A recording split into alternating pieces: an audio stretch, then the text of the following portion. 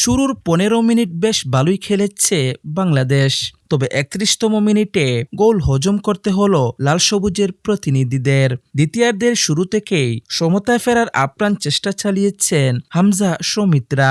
একের পর এক আক্রমণ চালিয়েও শেষ পর্যন্ত ফিনিশিংয়ের অভাবে গোলের দেখা পেল না লাল সবুজের প্রতিনিধিরা।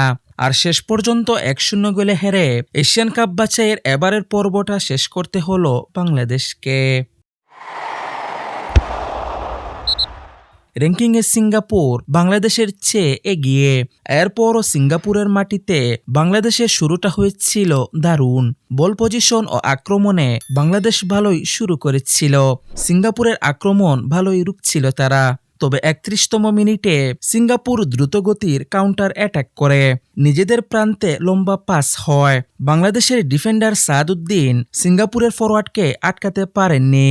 তার নেওয়া শট প্রথম চেষ্টায় গোলরক্ষক মিতুল মার্মা সাময়িক প্রতিহত করেন। ফিরতি বলে বাংলাদেশের বক্সে কয়েক পাক বল ঘুরলেও ডিফেন্ডাররা ক্লিয়ার করতে ব্যর্থ হন। বাংলাদেশ গোল হজম করে খেলায় পিছিয়ে পড়ে। এর ঠিক ৭ মিনিট পরে বাংলাদেশের গোলের সুযোগ এসেছিল। বক্সের মধ্যে শেখ মুরসালিন অনেকটা ফাঁকা জায়গায় বল পান।